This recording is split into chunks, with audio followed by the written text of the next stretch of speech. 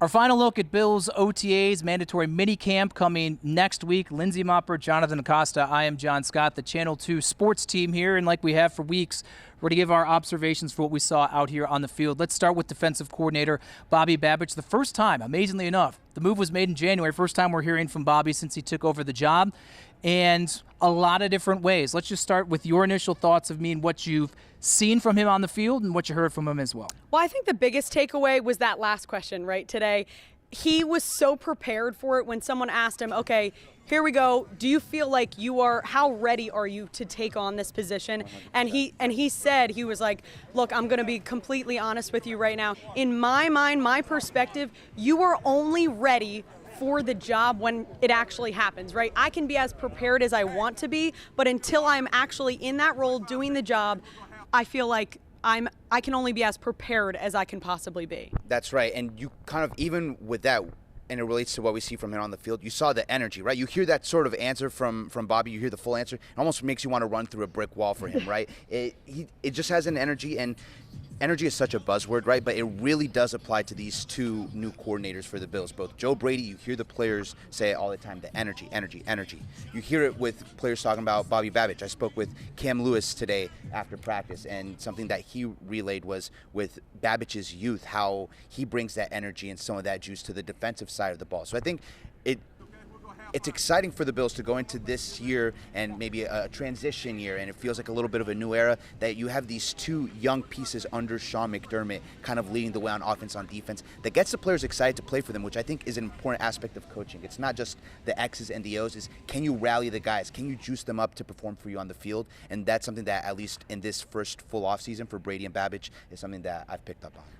I was going to add, I'm like, it's so hard to look. No, go. No, I was just going to add, too, we heard from Von Miller after as well, and he said he was talking about his mindset, right? He was like, he not only trains us in that physical way, he said, but his mindset and the way that he looks at things, that's something specifically that stands out to him, and he said he's excited for him to step into that role. Bobby's a guy I've known for a long time since he got here. I actually did a story with him and his father when they were on the same coaching staff working with each other years and years ago, did something a couple years ago, talking with him when he moved to the linebacker position after his father had retired. What's the main goal here? And I asked him again today, how much was moving from the secondary to the linebacker position almost forward thinking of this is the best way to prepare myself? And he admitted it. And Sean McDermott was kind of the one who pushed him in that direction, because Sean's path to becoming a defensive coordinator and obviously now a head coach was a similar thing there. That relationship incredibly close here. We still don't know who's going to call plays. That was kind of what that last answer was about. Sean made it clear the other week, middle of training camp, don't even ask me about it until then. I don't know. We'll see what happens here. But Bobby's mindset and the energy, I think whether he's calling plays or not, is going to be a different infusion here for this Bills defense. I love Leslie Frazier. He's a different cat. The guys loved him. But the energy, youthful energy for this type of group, I think is going to be really, really good for them. Let's talk defense still. Other things that maybe stood out to you, whether it be in the individual portions, what you heard after practice, or maybe even what you saw during the practice itself. Yeah, for me it was Gable Steveson. He's a player that— Nailed it. Thank you. I know I've been saying Stevenson. I was a little nervous. I was going to say it the whole time, but I nailed it. Thank you. But no, he's a player that I think a lot of the focus was on outside there today, because he's actually never played football before in his life. He's a former gold medalist, Olympic gold medalist in wrestling. And, you know, what we were talking about, he may not be the biggest, tallest guy. He was standing— Why? Yes, he was standing next to Daquan Jones at Oliver out there, and it kind of puts it into perspective.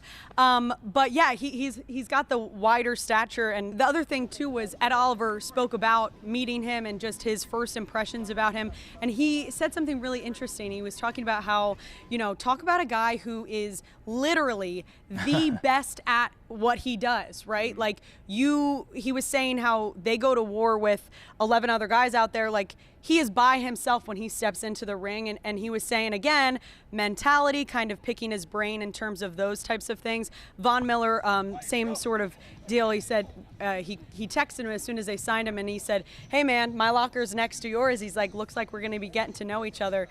So he's definitely in there, I'm guessing, bonding with the guys pretty well. Yeah, and championship mindset isn't just something that applies to football. It's in every sport, right? And That's something that this Bills team is still chasing, a championship, a Super Bowl. Hasn't been one in franchise history. Well, kind of to your point, here's a guy who's reached the pinnacle of his sport, not just at the NCAA level, but at the world level, the Olympics. It doesn't get bigger than that. So even though football is a new sport for him, success isn't new for him. So that's something that maybe that he can bring to the defensive line room. And interesting now that there's two guys new to football, one on each side. You have Travis Clayton on the offensive line. You have Gable Steveson on the defensive line. So maybe it would be interesting to see those two paired up against each other in the drill. It's a long way to go, though. And I watched for maybe 5+ minutes after practice. Sean McDermott, specifically, working with Gable and a few other younger defensive linemen, going through things with some of these tackling dummies, ripping drills and things like that, legitimately. And I at some point kind of saw Sean almost like show him this is what you would do in wrestling, and then this is maybe the way you can equate it to pass rusher or working the defensive line. Just little interesting things. Again, like your story with Travis Clayton, these are very good athletes, but they're so unfamiliar to the very technical side of the game, which is so critical at this level that it's a long way to go. To think Gable Steveson is going to come in here and make an impact would be, I think, foolish, but they gave him the rookie 3-year deal. We'll see how things play out in training camp, but the bar is here. We're hopeful to hear from him at minicamp next week. And a coach with the wrestling background like Sean McDermott, I think we're both thinking the same, like, there might not be a better situation for a guy with that sort of wrestling background to come in and have Sean McDermott, a defensive guru, a guy with the wrestling background, to come in, kind of to your point, show him, hey, here's what you would do in wrestling, here's how you do it in football. That's a very valuable aspect of all this. I was literally going to jump on that. I'm like, I'm sure he's actually pretty excited out there. Like, he wants to take that extra time. Two things that he loves so much and being familiar with it. So I'm sure that's an exciting signing for him. Let's talk about a little offense, which kind of plays into defense. We can't and won't tell you like super specifics. In my opinion, the offense was kind of sloppy today at certain points. Damar Hamlin in the mix once again, getting his hands on a Josh Allen pass that was ultimately intercepted by someone else. Deion Jones. It was just a little off. But again, half of this, if not more, was like half speed, a lot of install, a lot of drilling things in. That's why we have these observations. We tell you things that we see, but always add in that caveat of like, mistakes are to be made, and even Bobby Babich said it, like, that's part of the drill, especially for young and this point in the season. Mistakes are going to be made. It's not that big of a deal. I will say one thing that continues to stick out to me is they seem to be emphasizing throwing the ball to the running backs. It's something that just is popping to me over and over again. A nice screen pass I saw to James Cook, and these are just certain things that are like, the Bills have been bad at this. They've been bad at this for years, predating you guys even coming here. It's never been part of their arsenal, maybe with Joe Brady. This is maybe one of those little wrinkles, and they got the talent in the running back room, I think, to be proficient in that area. And something going back to John's point, maybe pass production out of the running backs is something that they're going to have to lean on a little bit more anyways with the uncertainty at the wide receiver position. And to your point, they're deep at that position in terms of the guys that can catch the ball. James Cook, Ty Johnson. I didn't really see, at least I didn't personally see Ray Davis catching the ball too much out there. But even he was hurt. He was hurt today. Exactly. And then, but even guys who may or may not make the roster, question marks like Darrington Evans. We saw him catch a pass, I think, from Mitch Trubisky out there. So it's a position that might be forced into producing more in the passing aspect of the game for the Bills, but that doesn't necessarily mean that it's something that the Bills wouldn't want to be doing anyways because they have talent in that position. Yeah. Some nice offensive plays. Quentin Morris had a really nice catch. Josh threading it down the seam, and then a nice out route down the field, deep out to Marquez Valdez-Scantling. So starting to get incorporated there. I did not see Gable Steveson in any teamwork. So again, that also just going back to that point, put a bow on it, that it's going to take some time for him as well. On the injury front, no Ray Davis, Eddie Ulofoshio. Nailed it, kind of. They weren't out there. Reggie Gilliam was also working off to the side. Some guys like Dawson Knox and others, Deion Dawkins, weren't present. We don't know why. It's not a big deal. It's voluntary as well. Here's an interesting nugget I learned.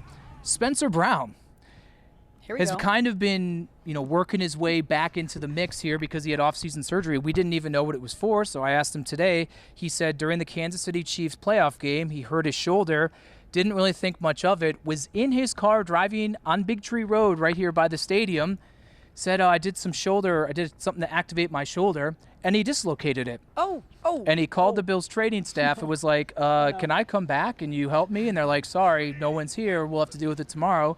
So he popped it back into place in his truck, and then it ultimately led to off-season surgery.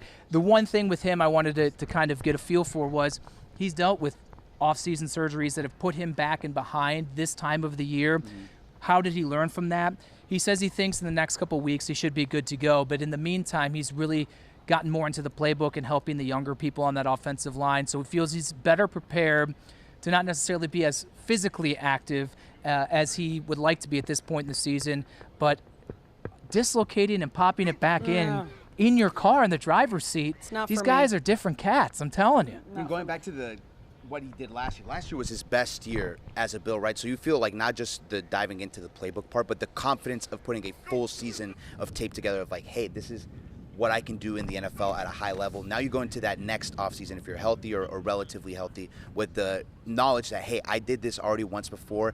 Now, instead of me trying to get to this level, it's me building on top of the good season that I already had. And I think the Bills, that was arguably one of their biggest strengths last year, the offensive line. So to have Spencer Brown healthy and have him playing with confidence, that is something that I think is huge for this offense. All right, I'm going to put you both on the spot because I didn't tell you were doing this. Mandatory minicamp is next week. It's scheduled for Tuesday, Wednesday, Thursday. Thursday they oftentimes cancel. So our final few times to see this team mandatory all together for the first time. What are we looking for when it comes to our final look before seeing them at training camp? I'll start to give you some more time. We haven't seen guys like Rasul Douglas. There's certain guys we haven't seen in and out and things like that. Now it'll be our first look. Again, it's not contact, any of that, but to get a first look at the full complement of what these weapons are, what this team is, and see how maybe they come together and maybe get a progress report from Josh Allen and some other guys of, they're not going to tell you lay it all out there. No, this has been, whatever, but get a progress report. Also our final look with our eyes to see maybe where the chemistry is and who's maybe somewhat differentiating themselves in that wide receiver group. Lindsey, did I give you enough time? I mean, you did. I feel like it's fairly similar, but I mean, I'll put my own little spin on it.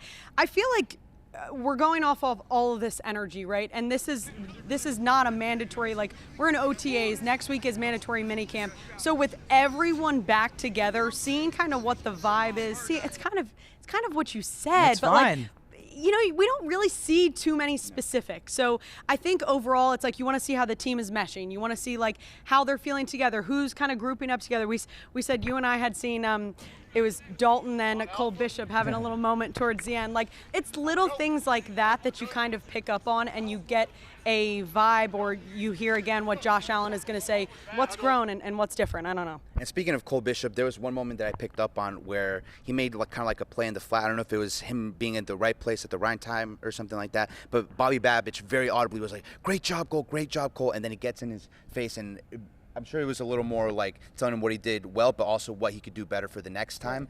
Cole Bishop leads me into this. I think outside of wide receiver, maybe one of the biggest question marks is at safety, right? Jordan Poyer is gone. Micah Hyde, his status is still up in the air. We maybe presume Taylor Rapp will be one of the starting safeties, but who's that starting safety next to him? Cole Bishop is a second-round pick. Does he step into those shoes? Damar Hamlin, we've mentioned him a couple times the past couple weeks. He's been making nice plays. Is he someone that slides in there? Maybe a Cam Lewis, a Mike Edwards when we see him healthy. There's options there, and it feels like outside of wide receiver, maybe that safety room has the biggest position battle. That's maybe something that I'm interested to see once mandatory minicamp comes around, who's kind of sliding in there and playing next to Taylor Rapp. I was just going to add, too, and we heard Bobby Babich talk about Cole Bishop. Someone had asked him, and although he spoke highly of him, he said, but he is still a rookie. And it was kind of the way he said it, too, where it wasn't like a lot of people last year kind of spoke about Dalton Kincaid, and they're like, you'd never know he was a rookie. Now, obviously, we're in OTAs, right? We're in OTAs, but there's that. All the rookies have been signed except for Keon Coleman. That a lot of that coming out here today. Tommy Doyle also released. Tough go for him. Serious injuries, especially a torn ACL, which he played the rest of the Dolphins game. They were so depleted on the offensive line last year. Great guy in the few years he's been here, but it looks like the injuries at least preventing his time to continue here with the Buffalo Bills. Mandatory minicamp next week. Again, Tuesday, Wednesday, Thursday-ish. We'll see. We'll see if Lindsey and I dress the same again.